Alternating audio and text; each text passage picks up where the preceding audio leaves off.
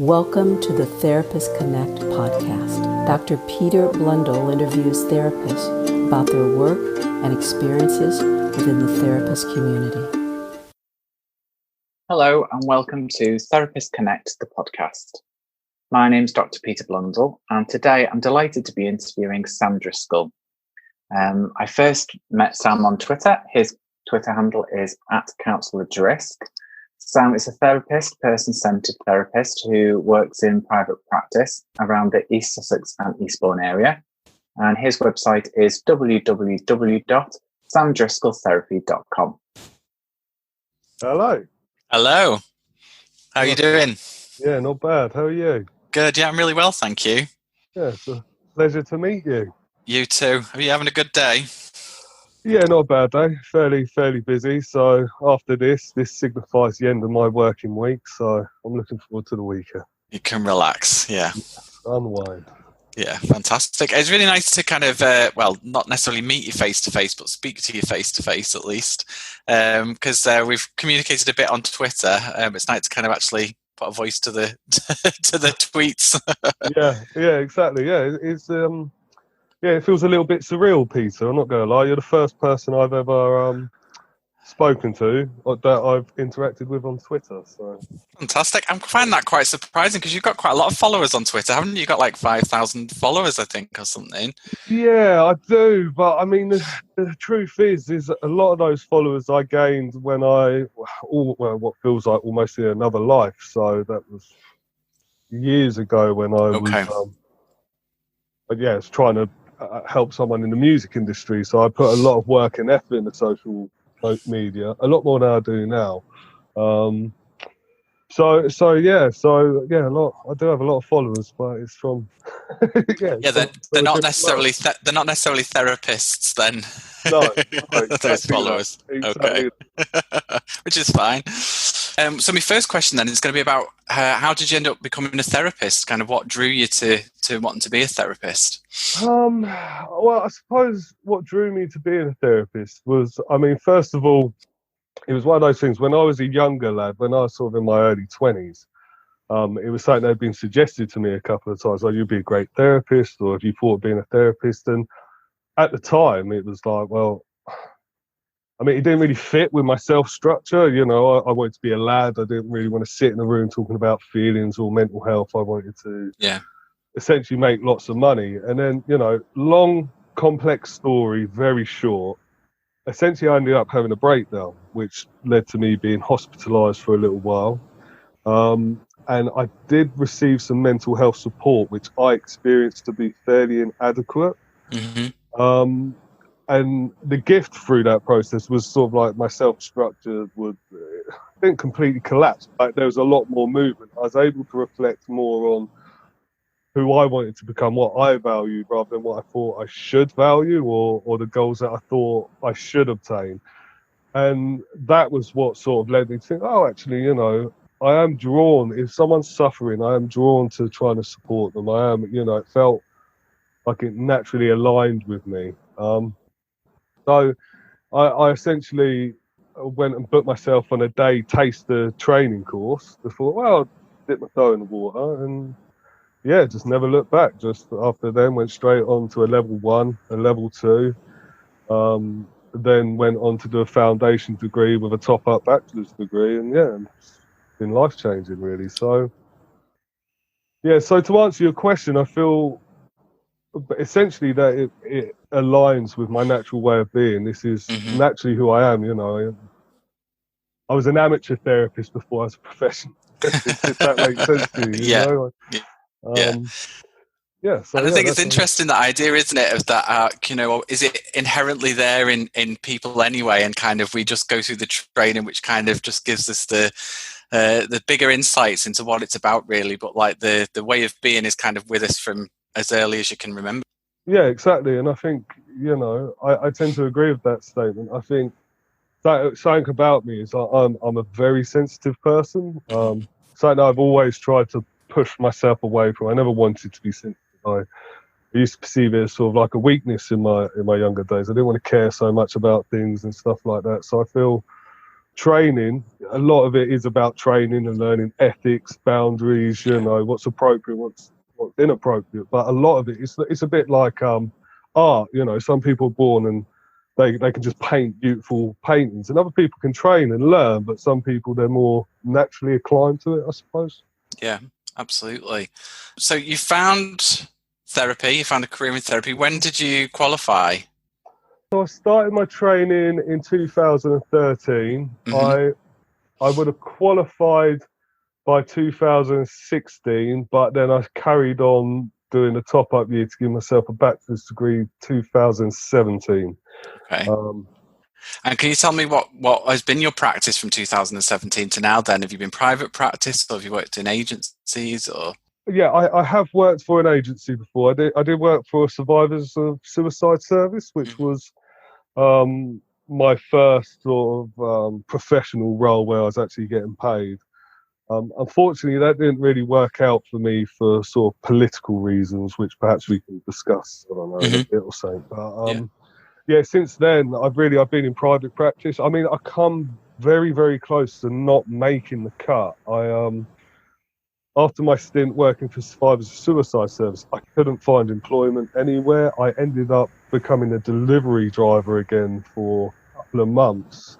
And my whole ambition of becoming a therapist just sort of fell apart until I sort of like had a day where I was like, no, all this work, all this effort, this is not what I want. So I made a blind leap of faith essentially and just set up my private practice. And I think I've been fairly fortunate with my private practice, and it's sustained me. And then since then as well, for about a year and a half, I work as a specialist mental health mentor for a university, which, and that's another quite interesting thing. What's the difference between therapy and mentoring? It's quite, some people seem to think there's like a clear distinction. I've been doing it for over 18 months now, and I can't quite make the distinction.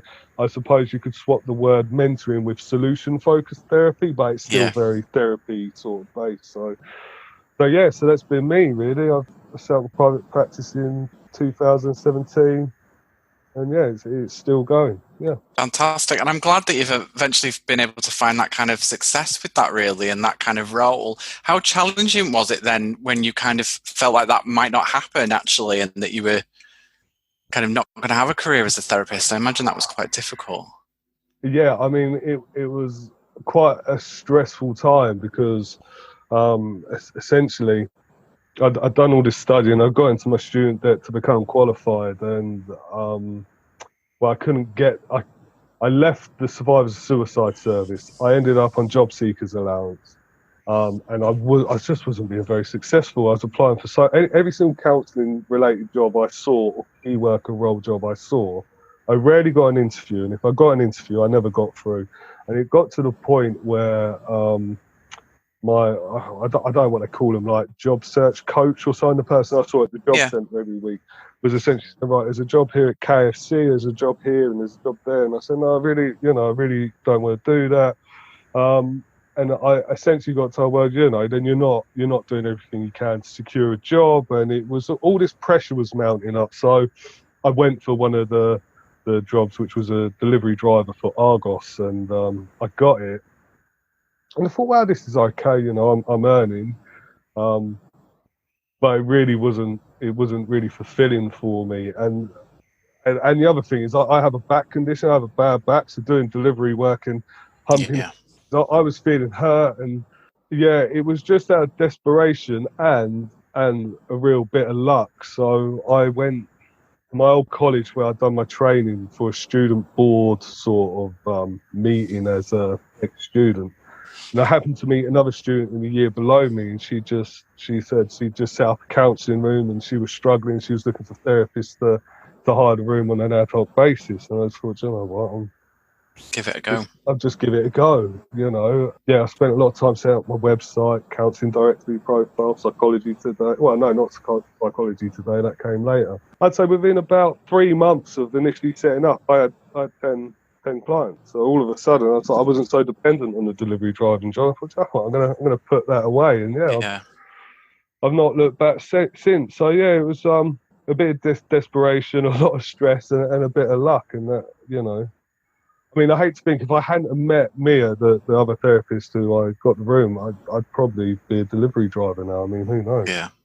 It's just that bit of luck that you ended up connecting and then that change happened. And I suppose as well, kind of moving from straight into private practice can be quite scary for people really as a therapist, because there's additional things that you need to do outside of it if you work in an agency, isn't there, that you have to set up and put in place?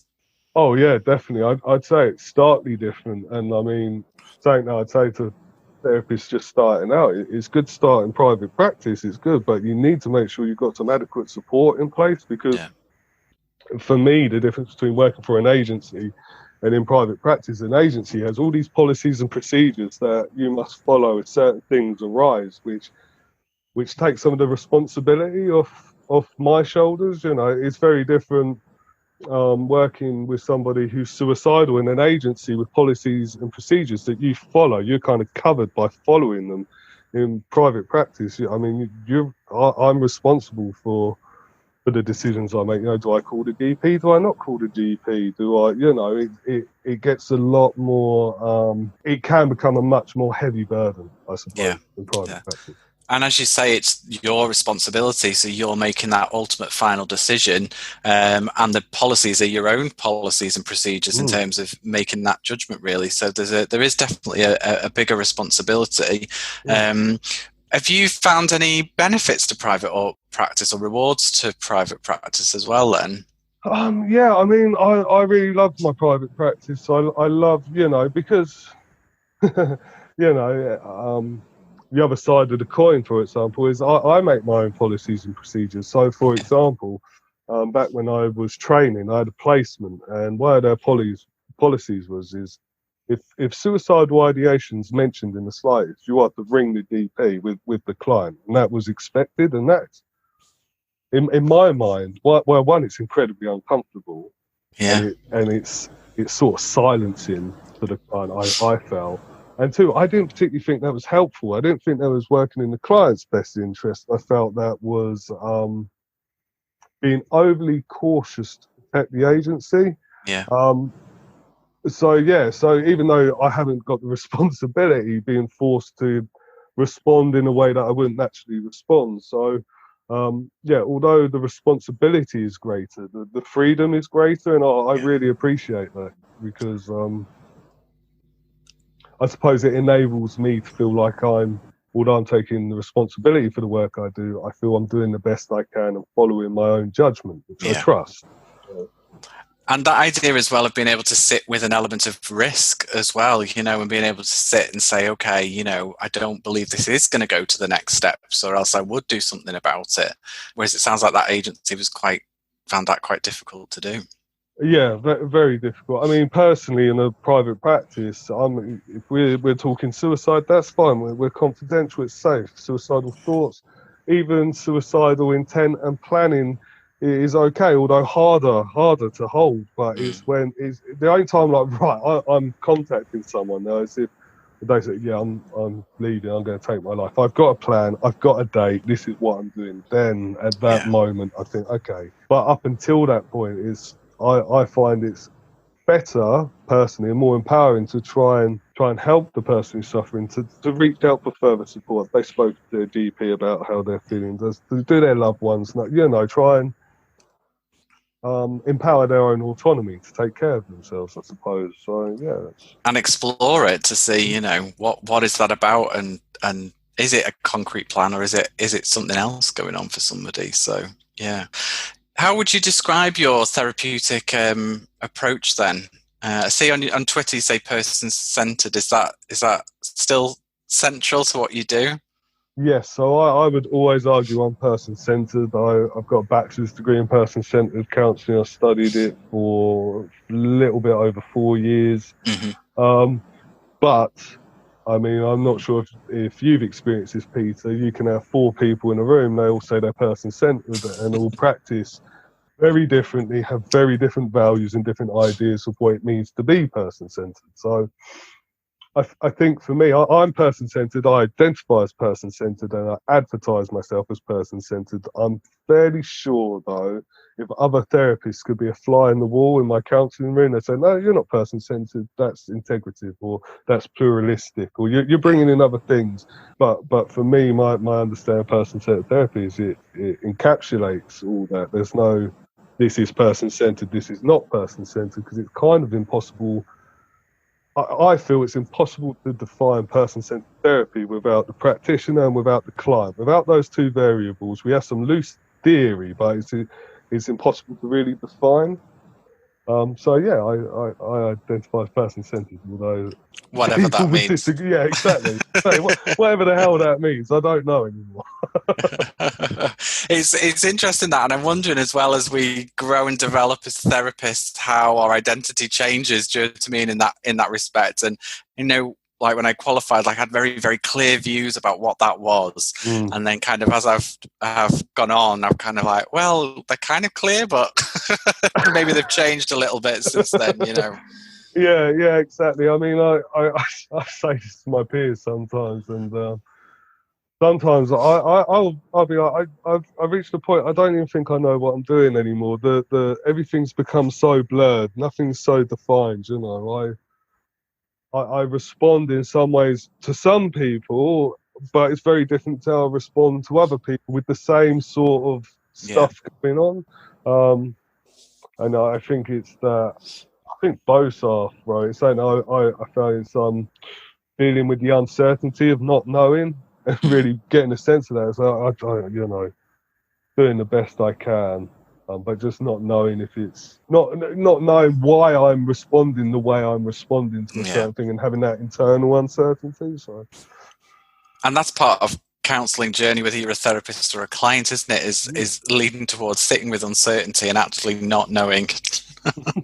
yeah, exactly. And it's I must admit, Peter, if I'd gone for my first day training, the tutor turned around to me and said, "So, with this profession can come a great deal of anxiety that you might have to manage on and off." If I'd been aware of quite the level of that, whether I would have marched forward so directly and almost blindly, I'm not so sure, because it's I love being a therapist, but it does come at a cost to me. I'm always reflecting, like, oh God, did I pick up on that? Have I responded to that approach? Do you know what I mean? Even when it comes to, I thought once I was a qualified therapist, it'd be great. I'd meet people, I'd know what I was doing, everything would be perfect.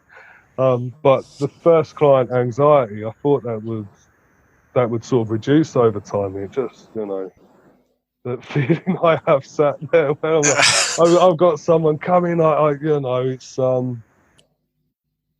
it's a bit of a challenge for me, I suppose. And I think, I suppose, every client is unique, aren't they? So no matter where you start, you don't know where it's going to end up, and so there is that uncertainty, potentially anxiety, thinking, well, what does happen now? Or these things that I've said previously, which really helped someone, this person isn't even acknowledging that it's all helpful. Yeah, and that's all that panic sensation of that I've had before, where I feel like I'm not meeting a therapeutic need within a client, and not being able to really discover what it is the client's sort of looking for, and those uncomfortable conversations I've had where, I find myself wondering whether a client's finding use of therapy, because it doesn't feel very cohesive. It doesn't feel like a therapeutic dance. It's just feeling a bit fractured and a bit difficult. And they respond, "Oh yeah, no, this is really great." And I sit there thinking, I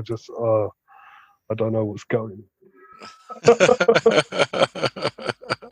That's what supervision's for. Oh yeah, exactly. Supervision's definitely a necessity. Yeah.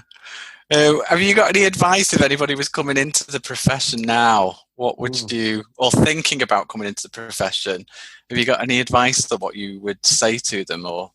Well, I mean, as you know, person-centered advice is a strong buzzword. Oh, don't do that. But no, one thing, self-care, the significance of self-care.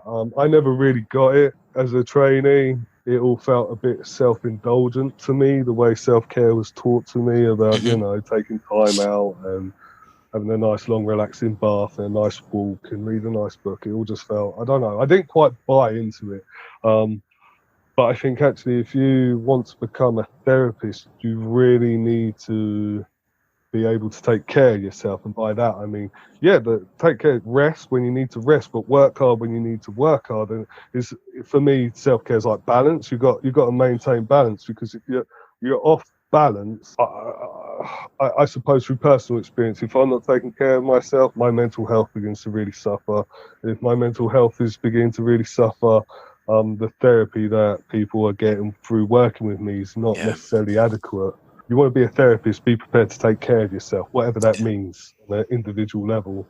And another thing, and this sort of ties in with my experience with the Survivors of Suicide Service, is acknowledge your worth. The reason I ended up leaving the Survivors of Suicide Service was I was offered a job on the undertaking. I'd still volunteer for them on another service, on a low-cost service they're working at, and it equated to the agency valued my time at £4 an hour. And I won't go into any details of any individual work, but I had times, here vicarious trauma where some of the stuff that was being explored in the therapy room was really impacting me, and that sense of being valued at £4 an hour. I mean, don't get me wrong, offering therapy and being a therapist is more than making a living and earning money. Right? Yeah. I acknowledge that. But I feel that on a collective level that perhaps counsellors' natural kind nature is potentially taken advantage of. So, I think it's important we value ourselves and what we do, and don't overextend ourselves due to the expectation of an agency that's saying, there's a service that's needed. Because I can remember being sat in that counselling room that time after a particularly tough session. I walked out the counselling session, and there's an office of about 8 different people. And I thought, all these people are getting paid more money than me, and they're all sat here, they're laughing, they're having a good time. And I've just heard some stuff that's really affected me, and I brought it up with my coordinator at the time, saying, I was a bit uncomfortable with the pay situation. Technically, I was earning less than minimum wage.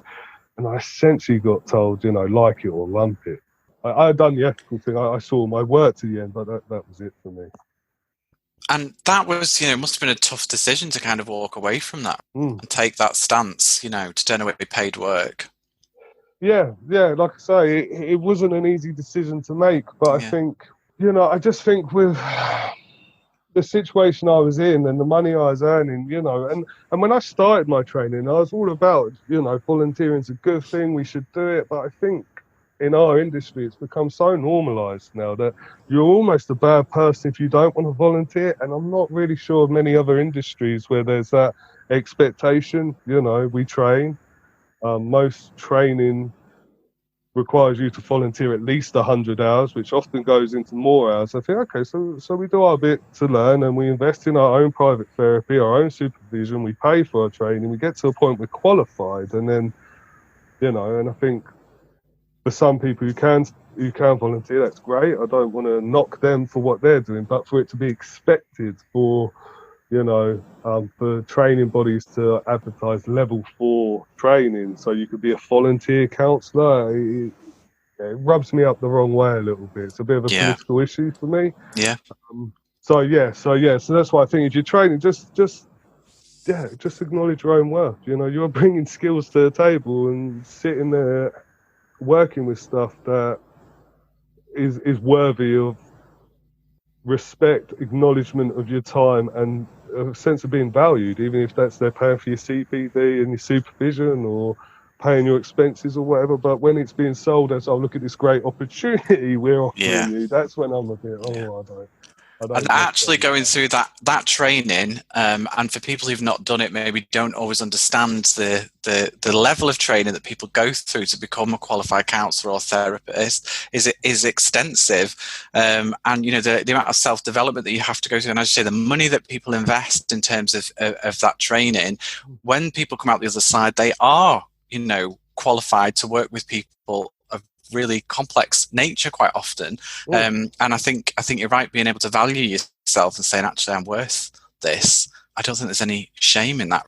No, I don't. But I'm also aware it's like a political hot potato, you know, people talk about on social media. There's strong arguments either side, you know.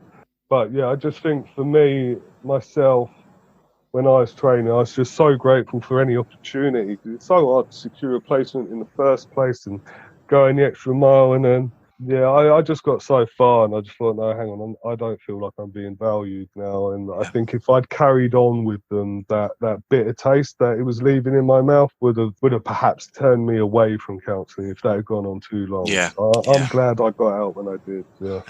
Well, thankfully we've managed to keep you within the profession. Just about holding on by my fingertips.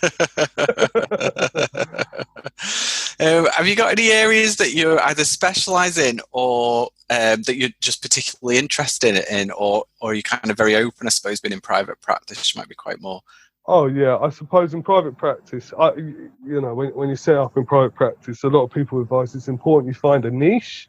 And I agree with that. You know, we live in a problem solution society. You know, if there's a problem, we find a professional who can give us the solution, and so from a business perspective, that's good. But from a person-centered perspective, that whole philosophy, if I focus on a problem, well, I'm kind of missing the person and the complexity that surrounds that. I mean, I do take specific CPD in certain areas. I think it's important to develop knowledge in specialised areas, but I don't really specialise in anything. I'm open to working with essentially anyone and anything with some limitations. So if someone had a severe eating disorder, I wouldn't feel that I'm adequately trained to work in that area. But other than that, I don't know. I take things as a case by case thing. But other than that, I don't think there's anything that may go, oh no, I can't.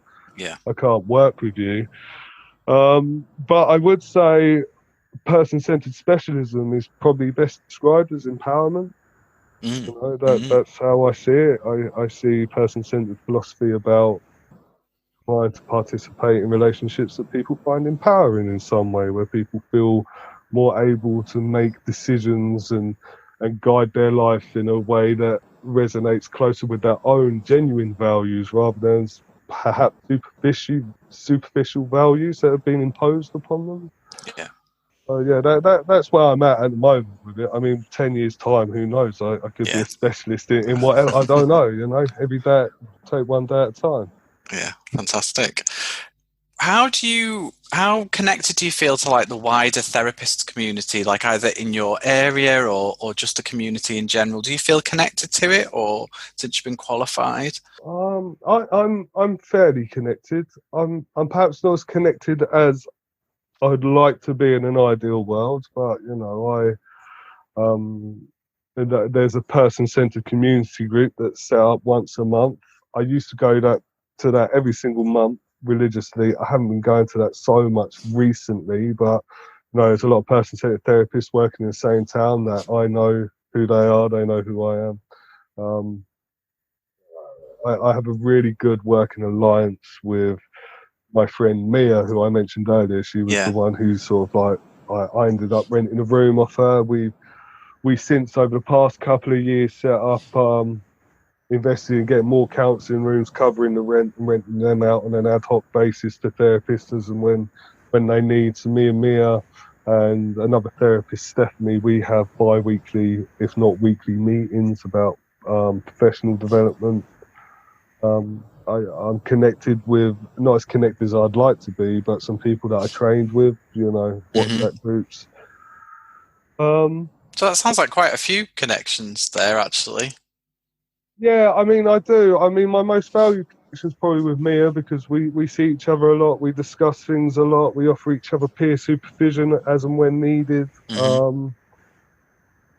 But yeah, I mean, a lot of the other connections, they're sort of loose connections, you know. I think when I train, I mean, one thing that I really liked about person-centered theory, and Carl Rogers in particular, was this idea he was a quiet revolutionary, you know. He was somebody who was he was changing the rules of the game, and no one really knew what he was doing, and he really come out on top of it all. And I thought, oh, okay, so, you know, I'm going to find my tribe, and we're going to carry on. We're going to pick up and sort of carry on with this quiet revolution. I haven't quite found anyone else who's on the same page as me with that, you know.